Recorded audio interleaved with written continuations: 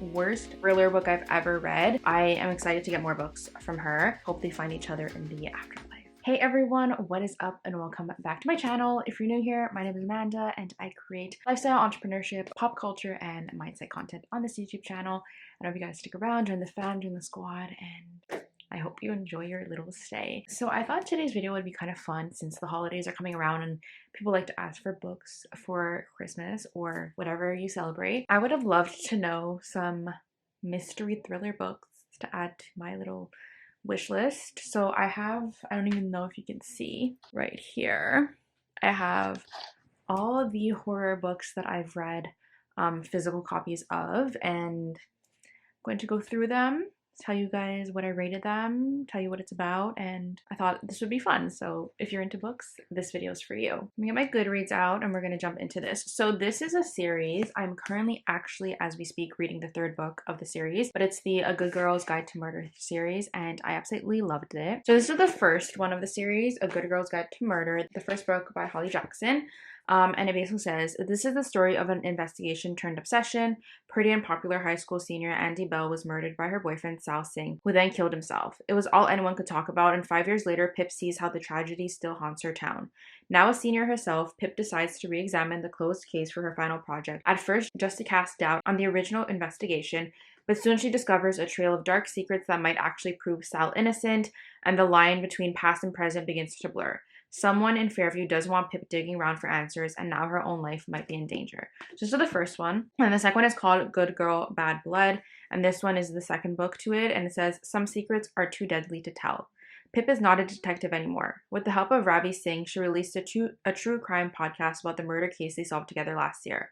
Though the podcast went viral, Pip insists that her sleuthing days are behind her. But when someone she knows goes missing and the police won't do anything, Pip has no choice but to investigate. After all, Jamie Reynolds disappeared on this very same night the town hosted a memorial for the 6th-year anniversary of the deaths of Andy Bell and Sal Singh. It has to be more than a coincidence. Pip follows a trail of clues, uncovering more of her town's dark secrets along the way, and this time everyone is listening. Will she find Jamie before it's too late? So these are the two first books, and then again, I'm reading this third book, so I can't talk about it yet because I don't know if I recommend it or not. But for the first one, I gave it a 5 out of 5, and I said so good, couldn't stop flipping the pages, wanting to know more. I love the writing style along with how it felt real with all the research going on. You'll know what that means once you read. The second one, I gave it also a 5 out of 5, and I said so good. I love the series, can't wait to read the third book. Plot twist shook me. I feel so bad for Pip, but she's also a badass and I love it. So that's that. The next book, I don't even know which order these are in, is called, oh wait. This is also a series, and there's a third book coming out. It's not out yet, but I'm excited to read it when it comes out. So this is the first book. It's called The Housemaid, and it is by Frida McFadden. I am excited to get more books from her. But it says, every day I clean the Winchesters' beautiful house top to bottom. I pick up their daughter from school, and I cook a delicious meal for the whole family before heading up to eat alone in my tiny room on the top floor. I try to ignore how Nina makes a mess just to watch me clean it up, how she tells strange lies about her own daughter, and how her husband Andrew seems more broken every day. But as I look into Andrew's handsome brown eyes, so full of pain, it's hard not to imagine what it would be like to live Nina's life. The walk-in closet, the fancy car, the perfect husband. I try on one of Nina's pristine white dresses once, just to see what it's like, but she soon finds out. And by the time I realize my attic bedroom door only locks from the outside, it's far too late.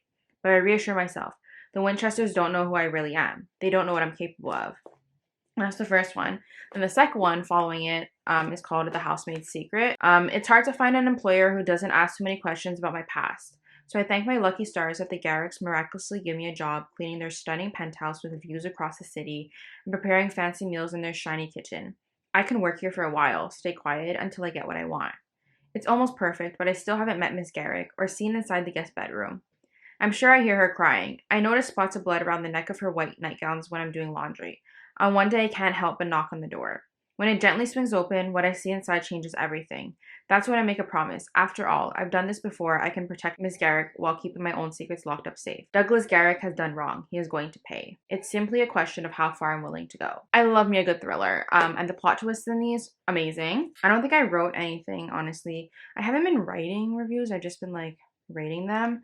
But The Housemaid I gave a 5 out of 5, and then The Housemaid's Secret I also gave a 5 out of 5. So do with that what you will, but they're so good. These are like, those two are the most like recent ones I read before starting the third Good Girl's Guide to Murder one. But so good. Girl in Pieces by Kathleen Glasgow. Charlotte Davis is in pieces. At 17, she's already lost more than most people do in a lifetime, but she's learned how to forget.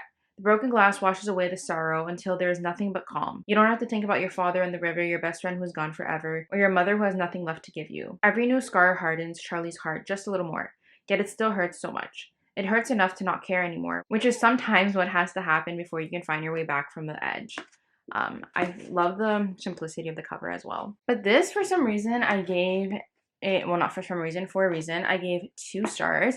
I just feel like it was hard for me to like get into it and like read it. I feel like it was a very slow paced book and like I need something to attract me right away or like I'll get bored. That's how I felt about this, but do with that what you will. I feel like it was still a good book. It just was too slow paced for me. This one is called You Owe Me a Murder by Eileen Cook. 17-year-old Kim never expected to plot a murder, but that was before her boyfriend suddenly dumped her for another girl. Now Kim's stuck on a school trip to London with him and his new soulmate, and she can't help wishing he was a little bit dead, even if she knows she would never really do anything like that. When Kim meets Nikki, a stranger on the plane who's more willing to listen to Kim's woes, things start to look up. Nikki's British, smart, and posh, everything Kim's not. And she has a great sense of humor, like when she jokes that she'll get rid of Kim's ex if Kim does away with Nikki's overbearing mother. But wishful thinking gets a little too real when Kim's ex-boyfriend mysteriously dies. Blackmailed by Nikki to fulfill her end of the deal, and deep in the murky waters of a police investigation, Kim will have to commit a murder or take the fall for one. This one kept me on my toes, guys. Kept me on my toes. This one I gave a 4 out of 5. Honestly, it was so good. I feel like at one point it just became like predictable, but I feel like that's okay. I really enjoyed it, and like I said, it kept me on my toes, and we love a good book that gets you like flipping the pages. This one I feel like is a hot take. I didn't really enjoy it. It's called The Paris Apartment by Lucy Foley. It says, meet the residents at number 12, Rue des Amants, a beautiful old apartment building in the City of Light. The socialite, the nice guy, the alcoholic, the girl on the verge, the concierge. Everyone's a neighbor, everyone's a suspect, and everyone knows something they're not telling. See you in Paris. I feel like it was so hyped up to me on like TikTok and socials and stuff. When I read it, I just like wasn't into it. I don't know, but it's a very popular book, but I just was not feeling the vibe, so I was not feeling it. This is the worst book I've ever read, guys. Worst thriller book I've ever read. I think there's a second one to it too. And it says, if anyone asks you how it ends, just lie. We're Sinclairs. We live, at least in the summertime, on a private island off the coast of Massachusetts. Perhaps that is all you need to know, except that some of us are liars. Worst book. I think I gave it like a 1, to be honest. I gave it a 2. I was generous. I said the only good part of my opinion was the plot twist. The whole beginning I kept reading was just waiting for something to happen. But like I said, I'm a person that needs like something to capture me and like bring me in right away. And if I don't, but like honestly, a lot of people that I know that read this book also said it sucked. So don't get it. It's in here to say don't get it. Don't waste your time. Okay, just a few more. So this one is They Both Die at the End. On September 5th, a little after midnight, Death Cast calls Mateo Torres and Rufus Emeterio to deliver some bad news. They're going to die in less than 24 hours. Mateo and Rufus are total strangers, but for different reasons. They're both looking to make a new friend on their end day. The good news is there's an app for that. It's called Last Friend. And through it, Rufus and Mateo meet up for one final epic adventure to live a lifetime in a single day. I thought the like point of the book and like the storyline was really good. I don't remember what I rated this. I gave this a 4 out of 5, and I said, good book, slow pace. Some parts I felt as if they didn't need to be included. Definitely pulled at my heartstrings. It's such a wild concept because we never truly know when we'll die. And if we did know, I wonder how we'd actually spend it. Hope they find each other in the afterlife. It's a cute little book. Not my favorite book, but it was cute and I enjoyed it. Next we have a popular one, The Silent Patient by Alex Michaelides, if that's how you say it. Alicia Burinson's life is seemingly perfect until one night when her husband Gabriel returns home late from work and Alicia shoots him 5 times in the face and then never speaks another word. Alicia's refusal to talk or give any kind of explanation turns a domestic tragedy into a mystery that captures the public imagination. And she, the silent patient, is hidden away from the tabloids at the Grove, a secure psychiatric unit in North London. Criminal psychotherapist Theo Faber is captivated by Lisa's story and jumps at the opportunity to work with her. His determination to get her to talk and unravel the mystery of why she shot her husband will take him down a path more unexpected and more terrifying than he ever imagined. And this one's also a very big, like, popular book on like Book Talk, BookTube, and everything. I gave this a 4 out of 5. I didn't write anything. But yeah, I thoroughly enjoyed this book and I thought it was captivating and had a good story. So get it. This one is called Oxygen by Carol Casella. This is one of the first like mystery books I read. It says Dr. Mary Heaton is an anesthesiologist at the height of her profession. She has lived and breathed her career since medical school, and she now practices at a top Seattle hospital. But a child's death on the operating table forces Marie to explain the nightmarish disaster and face the resulting malpractice suit. Simultaneously, Marie is faced with a quieter crisis within her family as her aging father's sight deteriorates, leaving Marie responsible for his care. As her carefully structured life begins to collapse, Marie confronts questions of love and betrayal, family bonds, and the price of her own choices. Set against the natural splendor of Seattle and inside the closed vaults of hospital operating rooms, Oxygen climaxes in a final twist that is as heartbreaking as it is redeeming. I don't know if I put this on Goodreads since it was one of like the first books I read. I did not.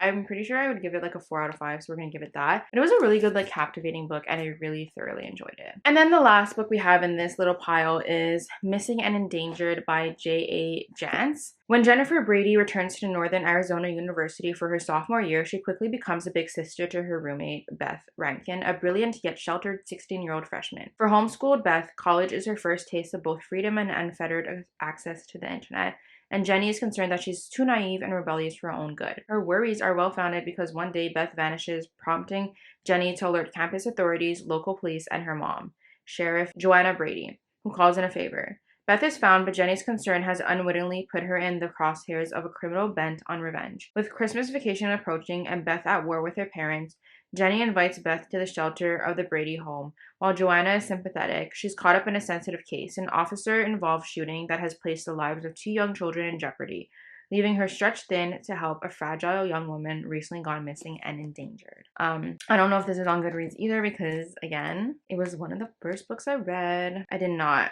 But honestly, this was a really good read. It was like, it kept me on my toes, so I would give it a 4 out of 5. But yeah, those are the books that I had on my bookshelf. Horror, thriller, mystery based, and I really enjoyed them, most of them, except for those 2 that I was like, do not get. Don't waste your time. But yeah, I hope you guys enjoyed this video. I have a few more thrillers on my to be read on my shelf up there, and I'm currently reading the 3rd one of A Good Girl's Guide to Murder. But if you guys have any other suggestions of good mystery thriller books that will keep you on your toes, please comment them down below. I would love to read them. I would love to hear about them and share them with everyone. So thank you guys so much for watching. I hope you guys enjoyed. If you did, don't forget to give this video a big thumbs up, subscribe to me below, and I will talk to you guys next time. Bye guys.